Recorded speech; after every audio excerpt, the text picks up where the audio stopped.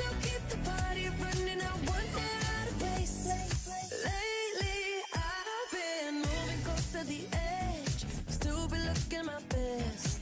I stay on the beat, you can count on me. I ain't missing no steps. 'Cause every romance shakes and it bends. Don't give a damn. When the night's here, I don't do tears, baby, no chance. I could dance, I could dance, I could dance. Watch me dance, dance the night away. My heart could be burning, but you won't see it on my face. Watch me dance, dance the night away. I'll still keep the party running. I want it out of place. When my heart breaks, when my world shakes, I don't play safe. Don't you know about me? I could dance, I could dance, I could dance. Even when the tears are flowing, they're diamonds on my face. I still keep the party going. I want it out of place. Even when the tears are flowing, they're diamonds. Buenas tardes a todos y a todas. Vamos a esperar 4 minutos. 2 minutos más. Watch me dance, dance the night away. My heart could be burning, but you won't see it on my face. Watch me dance, dance the night away. I'll still keep the party running. I want it out of place. When my heart breaks,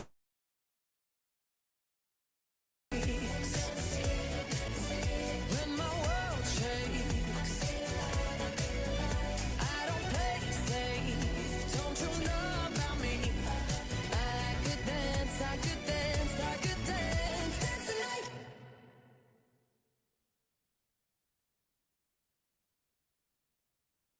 Excelente.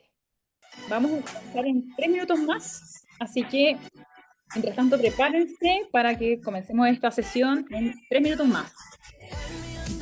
La gente se vaya conectando. Eyes. Turn the rhythm up, don't you wanna just come along for the ride? Oh, my outfit's so tight, you can see my heartbeat tonight. I can take the heat, baby, best believe that's the moment I shine. 'Cause every romance shakes and it bends, don't give a damn. When the night's here, I don't do tears, baby, no chance. I could dance, I could dance, I could dance. Watch me dance, dance the night away. My heart could be burning, but you won't see it on my face. Watch me dance, dance the night away. I'll still keep the party running. I want it out of place. Lately, I've been moving close to the edge. Still be looking my best. I stay on the beat, you can count on me. I ain't missing no steps. 'Cause every romance shakes and it bends. Don't give a damn. When the night's here, I don't do tears, baby. Vamos a esperar 1 minuto más y comenzamos. I could dance, I could dance. Watch me dance, dance the night away. My heart could be burning, but you won't see it on my face. Watch me dance, dance the night away. I'll still keep the party running. I want it out of place. When my heart breaks, when my world shakes, I don't play safe. Don't you know about me? I could dance, I could dance, I could dance. Even when the tears are flowing, they're diamonds on my face. I still keep the party going. I want it out of place. Yes, I can. Even when the tears are flowing, they're diamonds on my face. Yes, I can. I still keep the party going. I want it out of place. Watch me dance, dance the night away. My heart could be burning, but you won't see it on my face. Watch me dance, dance the night. Excelente. Bienvenidas y bienvenidos a todos. Qué mejor que partir un webinar en Pride Month con Dua Lipa. Queremos darle energía, queremos abrir este mes y quiero darle también la bienvenida a todos ustedes que ya se están conectando, que están participando en el chat, nos están comentando también desde dónde se conectan de distintos países de Latinoamérica, así que nos parece también un hito muy importante poder tenerlos a ustedes en esta apertura justamente de nuestro Pride Month. Junio es un mes cargado de actividades para conmemorar el mes del orgullo. Y si estás conectado hoy día o estás conectada viendo esta sesión, es justamente porque tu organización es parte de la red Pride Connection y por lo mismo, durante este mes te vamos a invitar no solamente a celebrar a la comunidad LGBT+, sino también a reconocer, visibilizar y también, por supuesto, respaldar la lucha y la realidad de las personas de la comunidad LGBTIQ+, tanto sea por sus derechos como también por la dignidad. Hoy es nuestro primer webinar de este mes, donde vamos a estar hablando, llamado por supuesto, del silencio a la celebración, un recorrido por la historia del orgullo. Quien ven en pantalla, por supuesto, es nuestro querido invitado, experto en materia LGBTI+, también, y por supuesto, en materia de derecho. Gerardo Gascón es quien va a ser hoy día que nos pueda contar sobre la historia de la comunidad LGBTI+, los hitos que ha tenido que trascender, por supuesto, que nos ayudan y nos van a invitar a la reflexión para poder levantar en la conversación por qué seguimos hablando de este tema en nuestro lugar de trabajo. Gerardo Gascón, le quiero dar la bienvenida y para también quienes no lo saben, él es magíster en Derecho de Trabajo, tiene una formación en liderazgo con perspectiva de género y gestión estratégica de la diversidad, equidad e inclusión. Por mi parte, soy Javiera García, directora de proyectos y programas de Pride Connection y hoy día les voy a estar acompañando en esta sesión, pero principalmente quien va a ser quien nos entregue todo el material y la información y contenido es Gerardo Gascón. Y Gerardo, no quiero robarte más tiempo, sé que hoy día vamos a aprovechar una sesión de 60 minutos donde queremos, por supuesto, conocer, profundizar, por supuesto, y también entender sobre la realidad de la comunidad LGBTI+. El espacio es todo tuyo y bienvenido también a este encuentro con todas las personas que componen la red Pride Connection. Bueno, muchísimas gracias, Javi. Para mí es un honor y un gusto estar presente el día de hoy. Además, contentísimo viendo las respuestas que estaban en el chat, los saludos con gente de Argentina, de El Salvador, de Chile, Puerto Rico, Paraguay, Perú, Colombia, Venezuela. Así que bueno, con esta audiencia internacional es muy rico poder empezar a hablar de estos temas, ¿no? Y me permito iniciar con un comentario absolutamente personal. Yo recuerdo que en algún momento de mi vida, yo también, hace muchos años, que tantos que parecen otra vida, yo llegué a decir que el movimiento LGBTI+, o la Marcha del Orgullo no me representaban. Y claro, ahora entiendo que esa declaración, por lo menos en lo personal, era producto del miedo al rechazo, a la exclusión, quizás natural, ¿no? Como supervivencia. Y era producto de la necesidad de asimilación al grupo mayoritario, ¿no? Una suerte de passing de heterosexualidad, o cuando menos de homosexualidad mitigada, o heteronormada, para acceder de alguna manera a los privilegios de la masculinidad tradicional. Pero también producto de la desinformación. Y por fortuna logré entender mucho más temprano que tarde qué es lo que me pasaba, y desde entonces me preparé, leí y me identifiqué con la historia del movimiento y de la comunidad a la que pertenezco. Así que precisamente a partir de esa experiencia personal, a quienes aún no entienden por qué celebramos el orgullo y a quienes sienten que el movimiento y la marcha son cosas de otras personas, les invito también a repasar un poco cómo la reivindicación de derechos precarios en muchísimos casos, inexistentes en otros, de los que ahora podemos valernos, se debe a esa sacudida social de valientes e irreverentes personas que se animaron a hablar y a actuar por todas las personas de la comunidad, aún por aquellas quienes no se sienten representadas, ¿no? Y al mismo tiempo recordar que los avances pueden ser fácilmente revertidos si no se mantienen las condiciones em, para poder garantizar los derechos de las personas de la comunidad. Entonces es fundamental que sigamos siempre vigilantes y activos en la defensa de estos derechos. Y es un poco el marco con el cual iniciamos esta intervención. Avanzo por aquí. Bueno, Javi me presentó, yo voy a presentarme muy brevemente, solo para que sepan desde qué lugar les hablo. Yo soy consultor empresarial desde hace más de 15 años, trabajando distintos temas de asuntos laborales corporativos, especializado en compliance en recursos humanos y bueno, un montón de asuntos derivados, pero los últimos 5 años con muchísimo foco en todo lo que tiene que ver con diversidad, equidad e inclusión, así como protocolos de prevención y erradicación tanto de violencia como de discriminación en los entornos laborales. Y me desempeño actualmente como profesor del Diplomado de Gestión Estratégica para la Diversidad e Inclusión para entornos laborales en Chile de la Universidad Complutense de Madrid. Así que, bueno, un poquito para que sepan desde qué lugar les hablo y sin más, vamos a empezar con esta conversación porque, claro, hay un montón de cosas que uno siempre oye, ¿no? Y yo creo que con base en eso que uno oye en la calle podemos preguntarnos, bueno, ser parte de la comunidad LGBTI más es una moda. ¿Ustedes cómo lo ven? ¿Han oído esto de que es una moda? ¿Lo piensan así? Si quieren van contestando en el chat y vamos viendo un poquito eso sobre esa expresión que vemos ahí en la pantalla.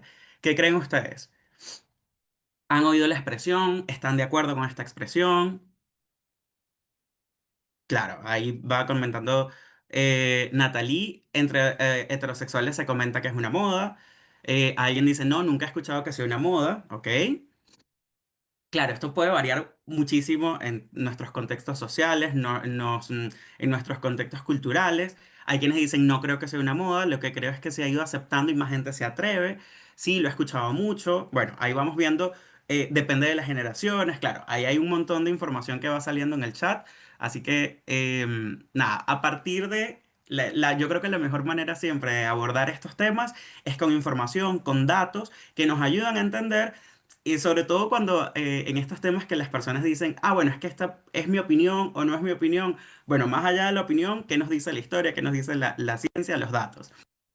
Y por eso yo aquí me quiero remitir un poco, antes de sumergirnos en los hitos más importantes relacionados con la marcha, sí quiero invitarlos a expandir un poco la mirada hacia el pasado y no quiero convertir esto en una clase de historia universal, pero un poco sí por un minutito y decirles que, por ejemplo, podemos pensar en los hijras, las hijras de la India, con miles de años de historia, estas personas son reconocidas como un tercer género, no se identifican con las categorías tradicionales de hombre o de mujer, se caracterizan por su vestimenta y maquillaje femenino y durante siglos gozaron de, digamos, respeto, de estatus social.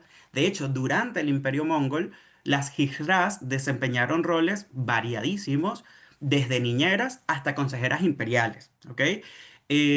Podían poseer tierras, inclusive sirvientes, eran símbolos de fe y de respeto. Y lo cierto es que la colonización británica cambió drásticamente la fortuna de las hijras porque empezaron a, digamos, con otro lente cultural, se empezó a hacer una aproximación a las leyes, a la criminalización de las conductas, ¿no? Empezaron a surgir leyes homófobas, y fíjense que utilizo la palabra homófobas porque en este caso, digamos, no había demasiada comprensión de la diversidad sexual y terminaron marginándolas y forzándolas a la mendicidad y a la prostitución. ¿Ok? Em, entonces, aunque la ley de tribus criminales británica fue abolida hacia 1950 por ahí, la verdad es que las hijas no recuperaron su estatus y siguen viviendo mayormente en una situación de marginación. Vemos también, por ejemplo, el concepto de los dos espíritus o los two spirits, que en algunas culturas nativoamericanas, como los Cherokee, por ejemplo, o los Cheyenne, em, eran personas que encarnaban, o son personas que encarnan roles tanto masculinos como femeninos, y a menudo desempeñan funciones importantes espirituales como sanadoras, como mediadoras. En el caso de los mapuches, los machihueyes son hombres que como machis son sanadores espirituales y vestían indumentaria femenina sagrada. Se les atribuía en algún punto un espíritu femenino o un espíritu dual, ¿no? Y hasta el siglo XVIII, más o menos, los machigüeyes tienen gran autoridad. Sin embargo, eh, luego de la colonización, se fueron tildados como sodomitas, como afeminados, creando estereotipos negativos que lamentablemente distorsionan hasta el día de hoy la percepción del tema, ¿no? De hecho, vemos en pantalla a Safo de Lesbos a mano derecha, que evidentemente es una poetisa una poetisa lírica de la antigüedad, que es ícono del lesbianismo y cuya obra fue tan popular que la vemos honrada en estatuas, en monedas. También vemos a Xochipilli, que es un dios asociado con la homosexualidad en la cultura azteca de Tenochtitlán. Y vemos una representación del Shudo, que es una tradición japonesa de la homosexualidad que está estructurada por la edad y tuvo mucha prevalencia en la sociedad samurái del siglo XIX. Entonces, lo que quiero con esto es como un poco un gran pantallazo de la historia del mundo en distintas culturas, en distintas realidades que dan cuenta un poco de tanto de ejemplos, ¿no? En los cuales se demuestra que desafiar la binariedad de género y la heterosexualidad ha sido una constante en la historia humana y que, aunque a menudo es silenciada o es malinterpretada bajo lentes culturales distintos, no por eso deja de existir. Y por eso es que podemos decir que no es una moda, no es una tendencia actual, y es crucial que recordemos esto, ¿no? El lente cultural, quien mira y cómo se mira una situación, influye directamente en nuestra comprensión. Yo creo que esta conexión con el pasado lo que nos recuerda es que la diversidad es inherente a la condición humana y el reconocimiento y la celebración de las identidades no son una invención moderna, sino una reivindicación de existencias que siempre han estado presentes, ¿no? Entonces yo creo que es una buena manera de aproximarnos al tema. Por su parte, aquí ya vemos, hablamos ahora un poquito qué estaba pasando antes de los disturbios de Stonewall. Y, y por supuesto, los disturbios de Stonewall quizás son el hito fundacional o el elemento más conocido a partir del cual conectamos con la celebración del mes del orgullo, con el Pride. Pero esos disturbios de Stonewall en junio de 1969 no fueron un hecho aislado, sino que fueron la culminación, o bueno, quizás la culminación es ambicioso de mi parte decirlo, el inicio de la culminación de años de opresión, ¿no? Antes de los disturbios de Stonewall, la vida de las personas lesbianas, gays, bisexuales, trans, en gran parte del mundo occidental en Estados Unidos y por supuesto en América Latina estaba marcada por una profunda opresión legal, social, cultural, ¿ok?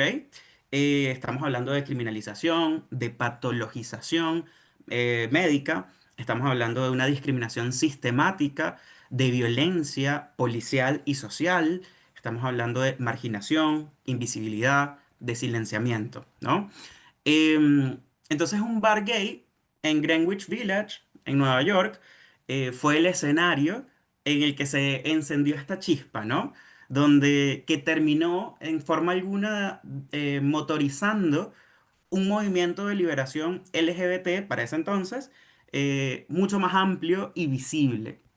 De hecho, creo que una de las cosas más destacables de esta situación es que la resistencia fue espontánea. Estamos hablando que fue una resistencia espontánea a una redada policial en el Stonewall Inn, lo que marcó el punto el punto de inflexión respecto a estos temas, ¿no?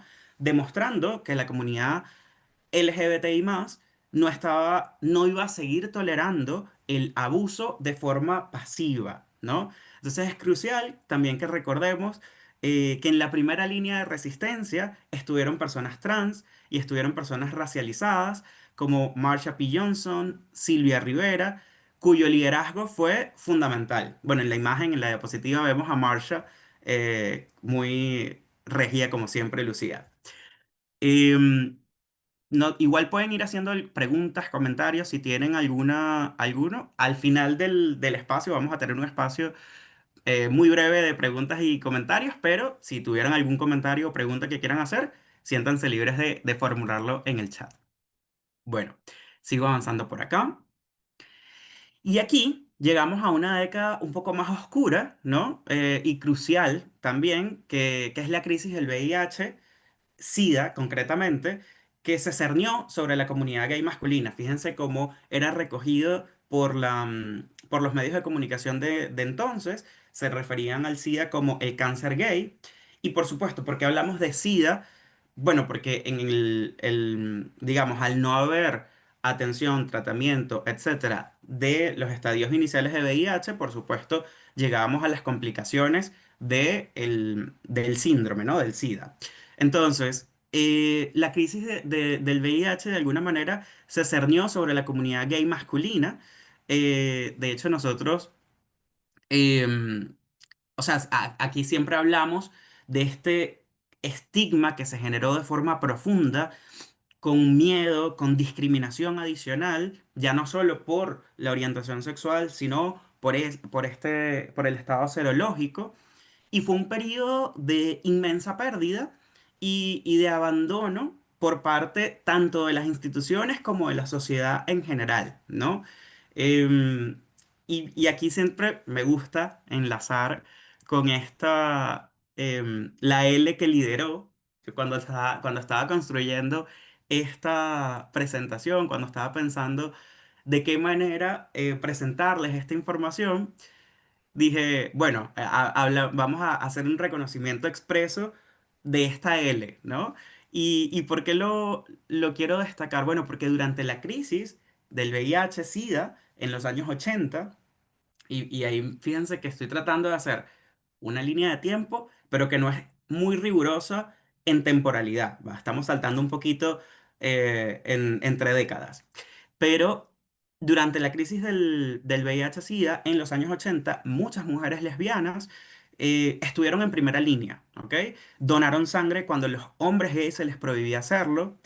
De hecho, aprovecho para rescatar esa situación, y es que en muchos países aún hoy en día existe la prohibición para las personas con orientación homosexual o bisexual donen sangre.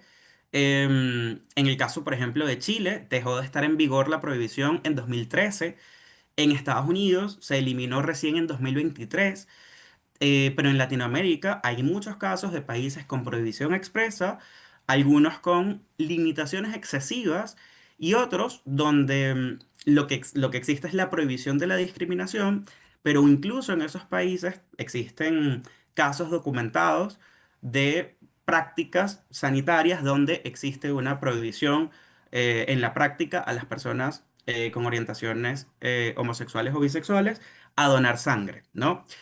Pero bueno, si nos volvemos a contextualizar en la década de los 80 existía esta prohibición y básicamente las mujeres lesbianas cuidaron a quienes el sistema abandonó, a quienes el sistema a muchos les dio la espalda, ¿no? Y como leí en un posteo reciente en LinkedIn, y lamento mucho no acordarme la persona que la que se lo leí, pero decía, bueno, ¿por qué la L encabeza el acrónimo LGBTI+? Bueno, porque cuando todo ardía, ellas no se escondieron, ¿no? Y creo que es algo muy, muy poderoso esa afirmación, pero al mismo tiempo nos da el sentido de comunidad. Recordemos que siempre hablamos de la comunidad LGTBI+, o hablamos de las individualidades y las personas que hacen vida dentro de la comunidad. Pero bueno, este sentido de comunidad se fue construyendo progresivamente, ¿no? No dejamos de ser segmentos separados, dejamos de ser... es verdad, cada uno tenemos nuestras propias identidades, nuestras propias orientaciones, tenemos realidades que nos son propias, pero también tenemos un sentido compartido, ¿no? Y aquí hago un ejemplo muy concreto, que es el colectivo de las Hermanas de Sangre de San Diego, o de las San Diego Blood Sisters, que es un ejemplo concreto de esta solidaridad, ¿no? En un momento de gran temor, de desinformación, estas mujeres lesbianas se organizaron para hacer campañas de donación para las personas que lo necesitaban. Y este acto, sin duda alguna, lo que hizo fue desafiar prejuicios y estereotipos de la época, ¿no? Y demostró además una profunda conexión con la comunidad gay masculina. El activismo de las mujeres lesbianas también se manifestó en el arte, ¿no? Habían afiches que hablaban, por ejemplo, de que la definición de SIDA del CDC, que era la Agencia de Salud Pública de Estados Unidos, mataba a mujeres.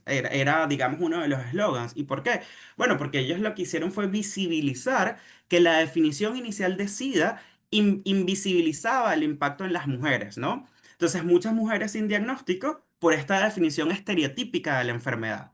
Campañas fotográficas como Besar no mata, la codicia y la indiferencia sí, confrontaron en algún punto la homofobia pública, ¿sí?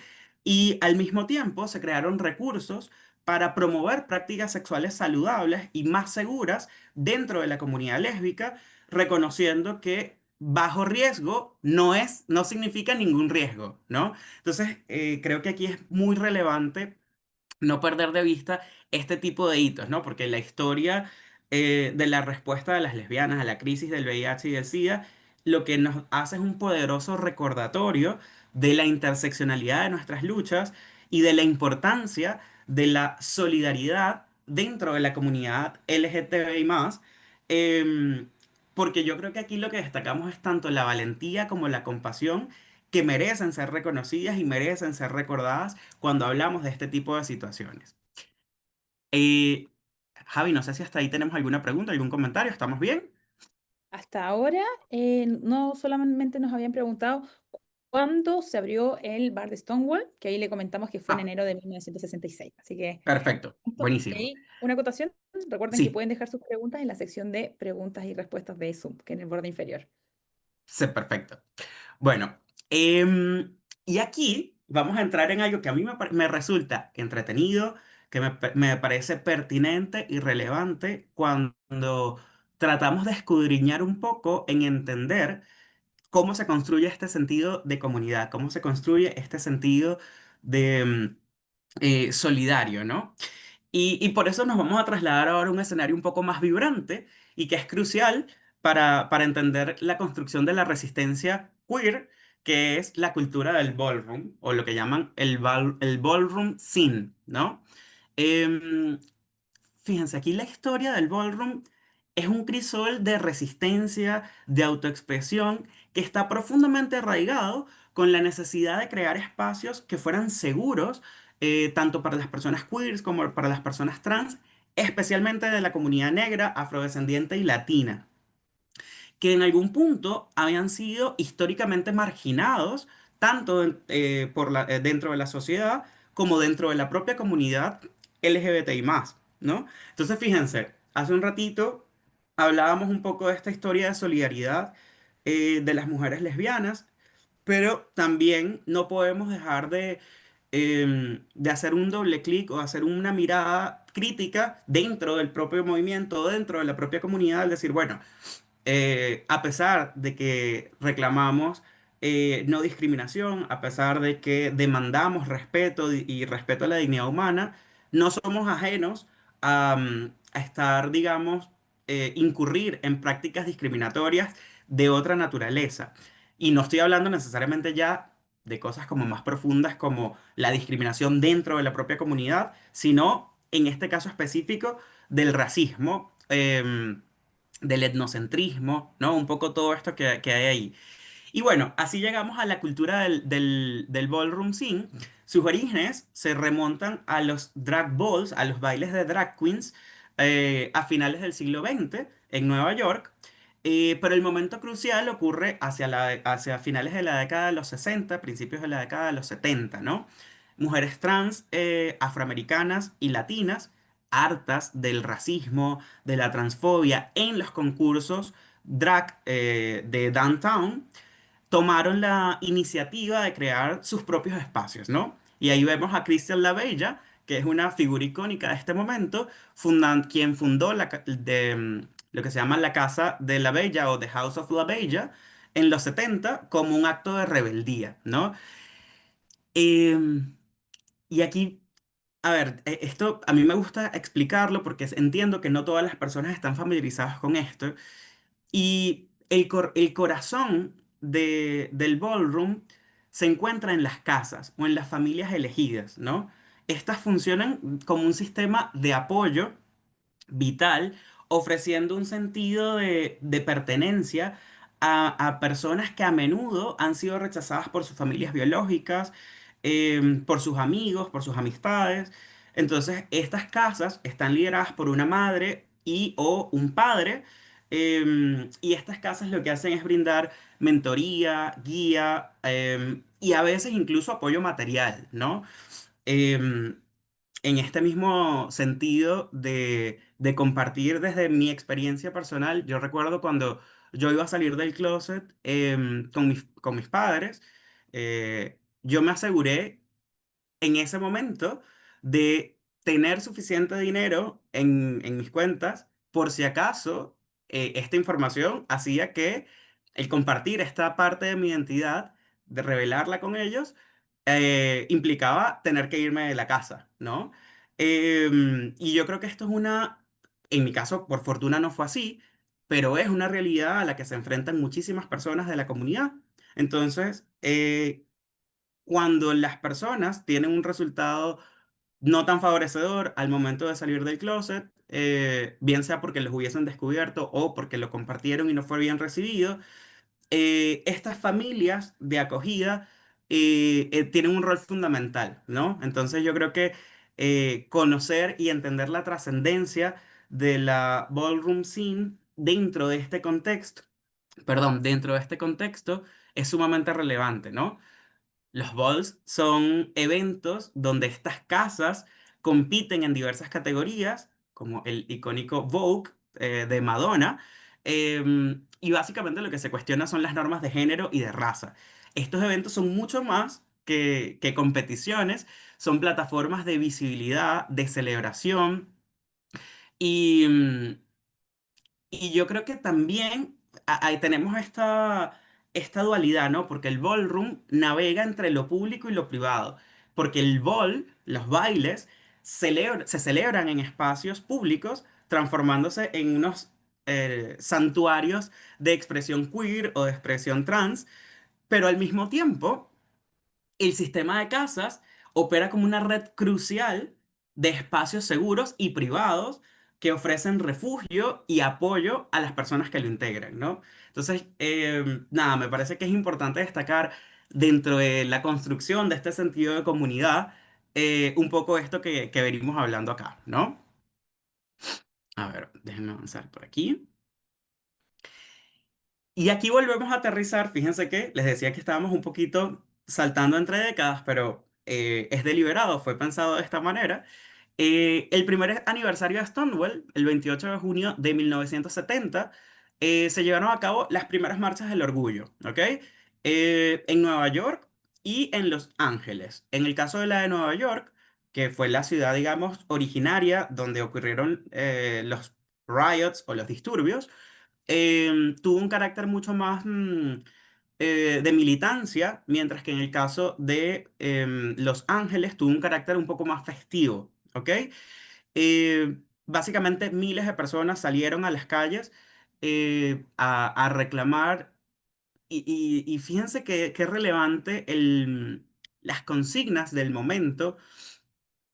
Lo primero que se reclamaba, y de hecho como surgen el movimiento de liberación homosexual, etcétera, estábamos hablando de eso, de liberación, de existencia. Ahí no estábamos hablando en principio de otros derechos, no estábamos hablando de matrimonio igualitario, no estábamos hablando de adopción, no estábamos hablando de otros derechos que aún hoy día se reclaman en muchas latitudes. Estábamos hablando básicamente de el derecho a existir, a no ser criminalizado, ¿sí?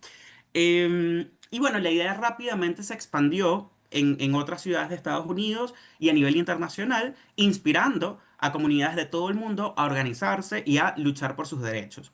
Las primeras marchas del orgullo fueron actos que en algún sentido, bueno, en algún sentido no, en todo el sentido, eran actos de profunda valentía porque salir a la luz pública, identificarse como parte de la comunidad y exigir derechos en un contexto de hostilidad requería una enorme determinación y a veces, lamentablemente, uno siente que muchos de esos espacios nuevamente se ven con un matiz de hostilidad similar a de cuando empezaron estas primeras manifestaciones, ¿no? Estas marchas de alguna manera lo que hacen es romper el silencio impuesto y empezaron a visibilizar la existencia de una comunidad diversa, ¿no? La celebración de estas primeras marchas en algún punto no eran una mera fiesta y al día de hoy tampoco lo son, pero ya vamos a hacer un comentario sobre eso. Pero sí, esta semilla del orgullo de alguna manera lo que hizo fue germinar en Latinoamérica.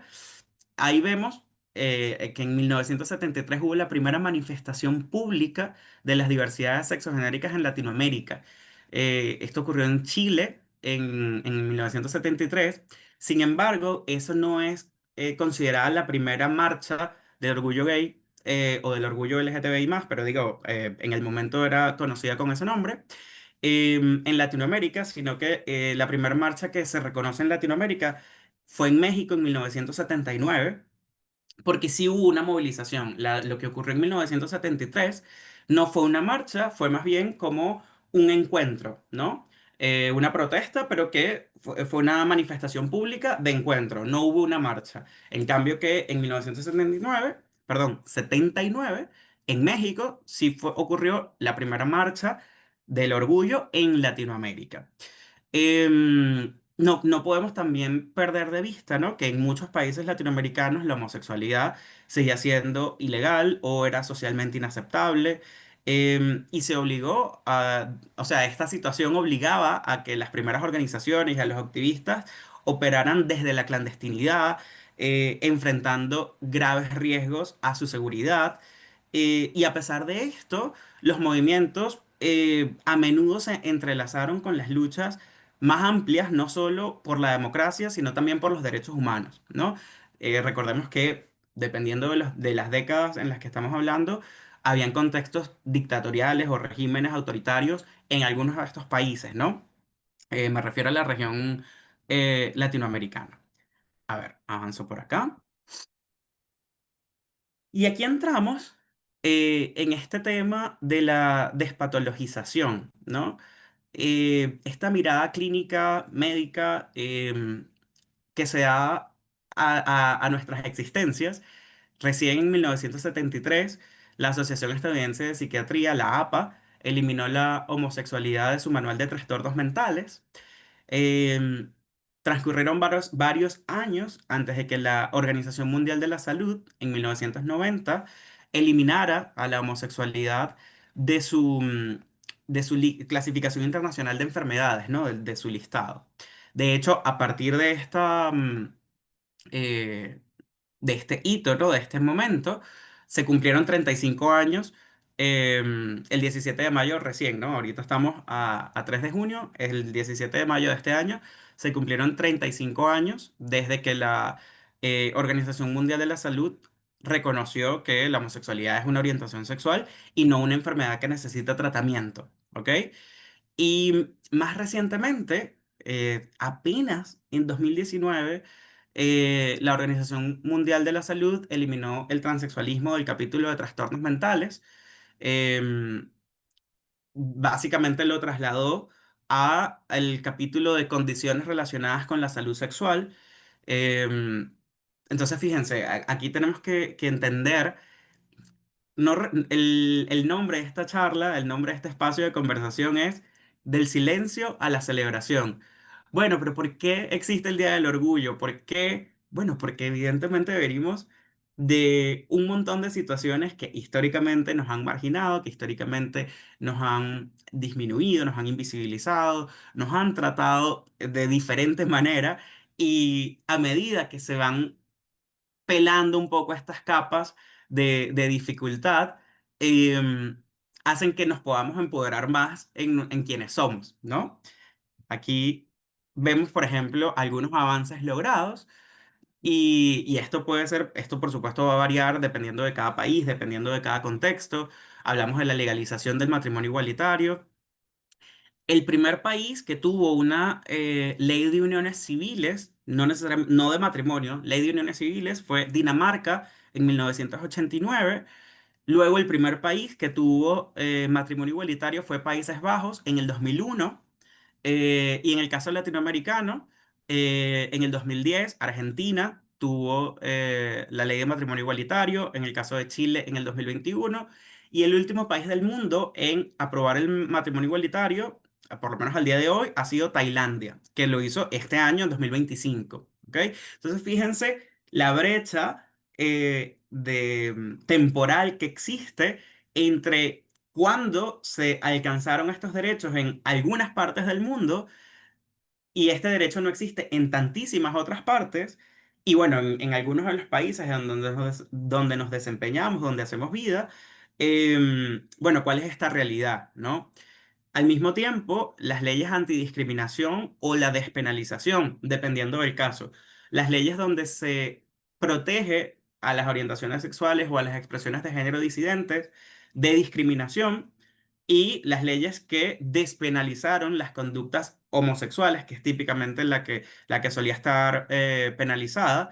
En el caso de Francia y Haití ocurrió la despenalización de la homosexualidad en 1791. 1791. Sin embargo, la despenalización en el caso de Chile, por ejemplo, ocurrió en 1999.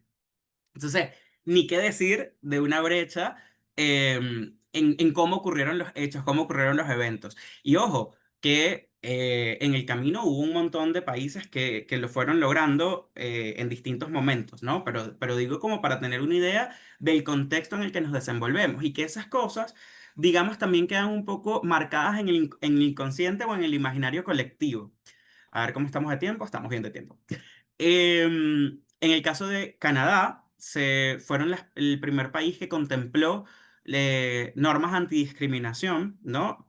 En razón de orientación sexual. Luego Uruguay en el 2004. A ver, digo, esto no es cronológico de que primero Canadá y luego Uruguay. Hago la referencia de el primer país del mundo y luego el primer país de América Latina que lo estableció fue Uruguay en el 2004. Em, También, y bueno, en el caso de Chile, recién en 2012 se dictó la ley que se conoce como la Ley Zamundio, que es la ley antidiscriminación, ¿ok?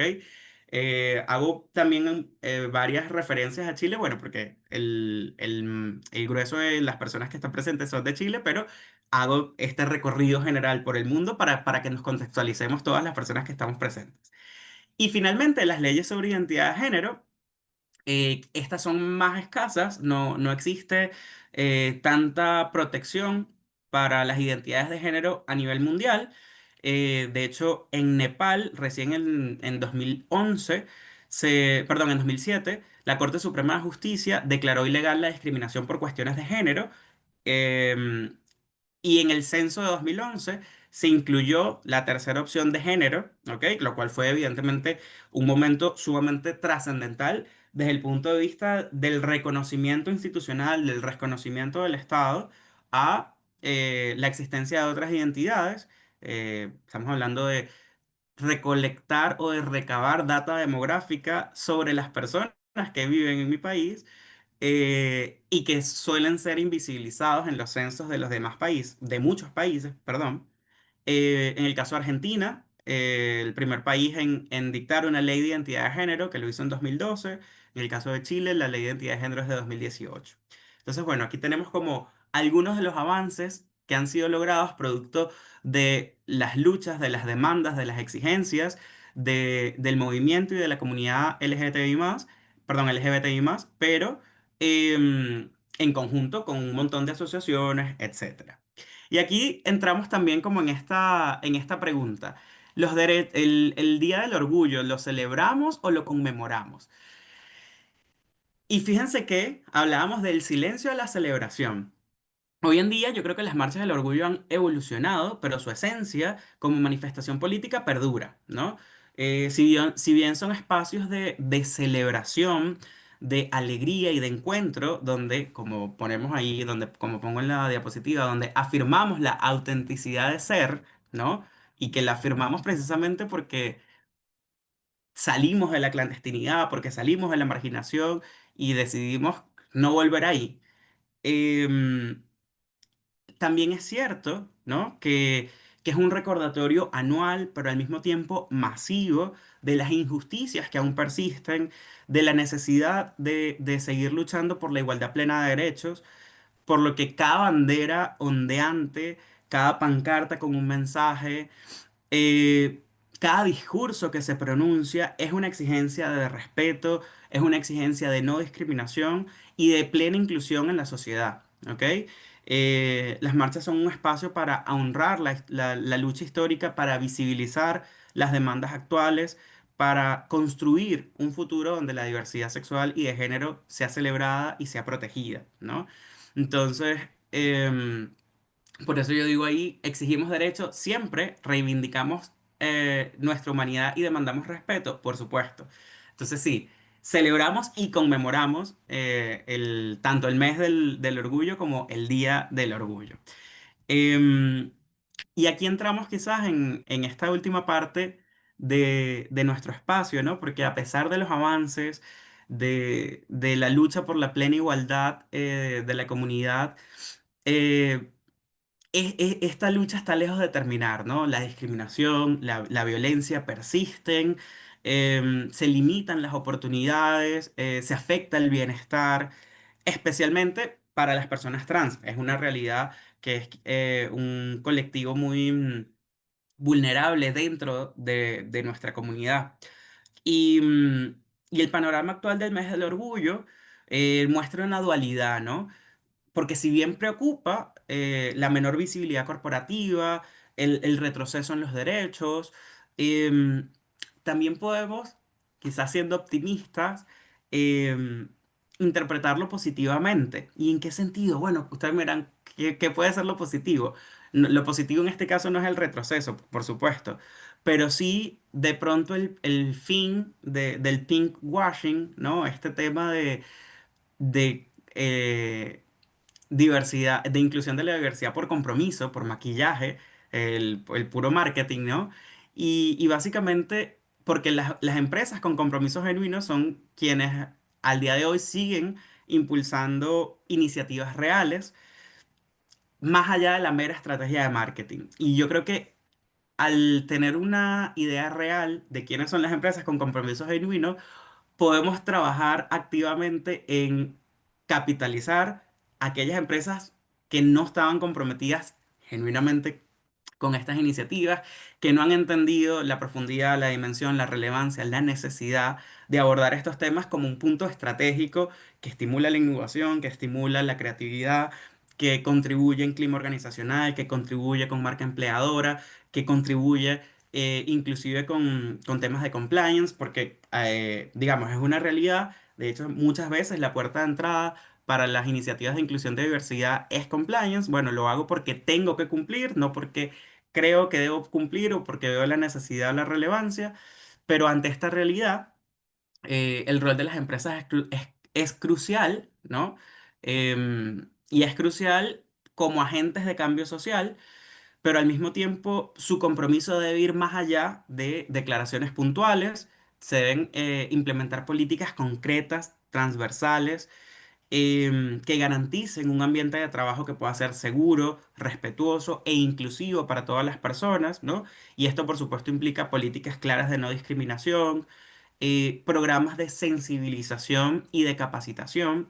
Em, a veces las personas eh, damos por sentado o sobreentendemos que los conocimientos que tenemos nosotros los tienen o es compartido por todas las personas y luego nos damos cuenta que en las mediciones de clima, al evaluar los distintos grados de madurez organizacional de las empresas, tenemos situaciones de desinformación importantísimas. Y de hecho yo traté hoy de compartirles información que no necesariamente es la que solemos hablar en estos espacios, para presentarles cosas nuevas, ¿no? Que refresquen un poco la mirada con la cual abordamos estos temas y entender que siempre vamos a poder profundizar un poco más, que siempre vamos a poder digamos, desarrollar y generar contextos que nos ayudan a construir empatía dentro del relacionamiento de las personas que hacen vida en nuestras organizaciones, ¿no?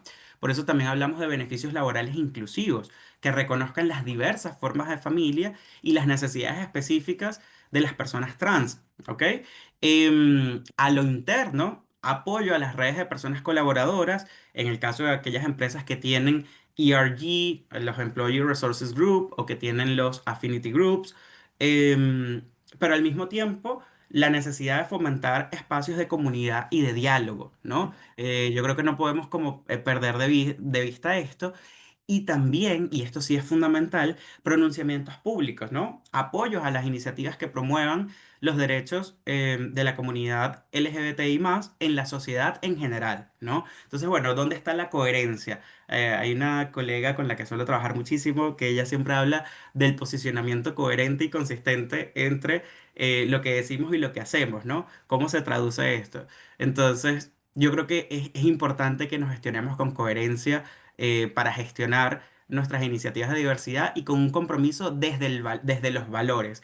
Si yo estoy comprometido como organización a respetar la dignidad humana, no puedo quedarme callado o quedarme silente ante los excesos, los abusos, la discriminación y la vulneración, ¿no? La vulneración de derechos. Yo creo que hoy hemos recorrido un largo camino, ¿no? De esto que hablábamos del silencio a la celebración, viendo opresión, resistencias, avances, desafíos. Y el orgullo básicamente es un recordatorio de que la igualdad no está garantizada y que debemos seguir trabajando en conjunto por un futuro donde tengamos seguridad, respeto y plenitud para todas las personas, sobre todo si vemos el escenario mundial, ¿no? Vemos como Hungría, por ejemplo, hizo una reforma constitucional donde solo reconoce a dos géneros, vemos donde Reino Unido, el Tribunal Supremo dictó una definición legal de mujer donde se excluye a las mujeres trans. El día de hoy, la Corte Suprema de Justicia de Estados Unidos falló a favor de la administración del presidente Trump, donde se permite la discriminación a las personas trans en la milicia. Entonces, en lo que les decía al inicio, de que los espacios ganados pueden revertirse si no nos mantenemos vigilantes, eh, tiene que ver mucho con esto, ¿no? Y recordar que la negación de derechos a cualquier colectivo minoritario impacta en toda la sociedad, porque los derechos humanos no, a ver, los derechos humanos son indivisibles, entonces siempre que se afecte a un grupo nos vamos a ver afectadas todas las personas. Cuando se vulneran los derechos de unas personas, se sienta un precedente peligroso para todas las demás. Así que la invitación es a que estemos vigilantes y que alcemos nuestra voz ante toda esta situación que está ocurriendo. Bueno, muchísimas gracias por su atención y dejo en uso de la palabra a Javiera para que nos haga una invitación relevantísima y si hay preguntas o comentarios también los podamos abordar. Muchas gracias, Gerardo, por el espacio. Pues, sabemos que el tiempo siempre se nos hace muy poquito, pero finalmente nos quedamos con el mensaje que nos entregas, que tiene que ver justamente con los desafíos que todavía enfrenta la comunidad LGTBI+. Y me gustó mucho la parte que tú comentaste sobre hay que mantenerse vigilantes porque todos los avances también pueden ser retrocesos eventualmente. Y en esa línea, el chat estuvo bien activo, nos dejaron bastante comentarios también y preguntas en relación a lo que tú fuiste conversando. Y acá una que me parece interesante que habla de Francisco Romero, nos dice, pero puede ser una celebración conmemorativa. Al final no se recuerda la lucha que continúa, pero también se debe permitir celebrar el momento en que nos atrevimos a levantar la voz. Claro, sí, coincido totalmente. De hecho, creería que sí, que mi conclusión es eso, es una celebración conmemorativa. No. No dejamos de reconocer lo desafiante que ha sido hasta el día de hoy poder tener ese espacio de celebración. No negamos la necesidad de seguir demandando el respeto tanto a la dignidad humana como a los derechos, pero al mismo tiempo nos permitimos celebrar quiénes somos y que no tenemos que escondernos, ¿no? Es un poco esto. Así que sí, coincido con esa síntesis de celebración conmemorativa. De todas maneras, tenemos una pregunta también de Moisés Barrios que nos dice, ¿cómo podemos afrontar estos nuevos tiempos donde existe un movimiento claramente autoritario que nos atacan directamente? Mira, yo creo que una forma muy útil primero siempre es documentarnos, ¿no? Yo creo que teniendo datos a la mano es una manera de desarmar los discursos que nos ayudan o que nos dicen que esto es una opinión, ¿no? Y el tema es que la evidencia sobre los beneficios y el impacto positivo de la diversidad no ha cambiado. Lo que ha cambiado son algunas voces disidentes amplificadas en espacios de poder. Entonces, en la medida que podamos tener a la mano estas informaciones que son objetivas y que además de fuentes muy variadas, de, del Foro Económico Mundial, de la Organización de Naciones Unidas, de la Organización Internacional del Trabajo, de la Corporación Andina de Fomento, de distintas consultoras privadas, ¿no? Digamos, hay un montón de datos, de reportes, de informes que dan cuenta de esto. Entonces yo creo que la mejor manera es informarnos, documentarnos y blindarnos con datos, con información y hasta con lo que dice la neurociencia sobre cómo se forman los prejuicios y los estereotipos para desarticular los discursos que dicen desde un punto de vista de opinión que esto no tiene sentido. De todas maneras, muchas gracias. Qué buena síntesis también de este espacio. Sé que abre un montón de preguntas, las vamos a ir resolviendo también a medida que vaya avanzando el mes con los distintos webinars, porque hay un punto importante que también tú comentas justamente, Gerardo, que es sobre elementos de visibilización. Y ahí quiero pasar a la siguiente lámina porque como estamos hoy día en esta apertura de Pride Month con distintas sesiones, quiero también que podamos darle una segunda mirada y los quiero dejar invitados a todos y a todas ustedes a los próximos webinars que estaremos haciéndolos durante junio, todos los martes a las 4 de la tarde y vamos a tener distintas experiencias. Hoy día quisimos abrir con el discurso de Gerardo también, que justamente nos ayuda a entender cuáles son los desafíos, pero también cuáles son los avances y la historia de la comunidad LGTBI+. Y entendemos justamente y lo sintetizamos como una conmemoración, una celebración conmemorativa. Pero también es importante el generar visibilización, seguir levantando estos relatos. Y por eso hemos levantado webinars que vamos a hablar sobre historias con orgullo, llamadas Armarios Rotos y Corazones Valientes, donde vamos a tener distintos relatos de personas que nos van a poder contar su historia. Son historias que justamente de vida que han ayudado a entender y han entendido también a la comunidad trans principalmente.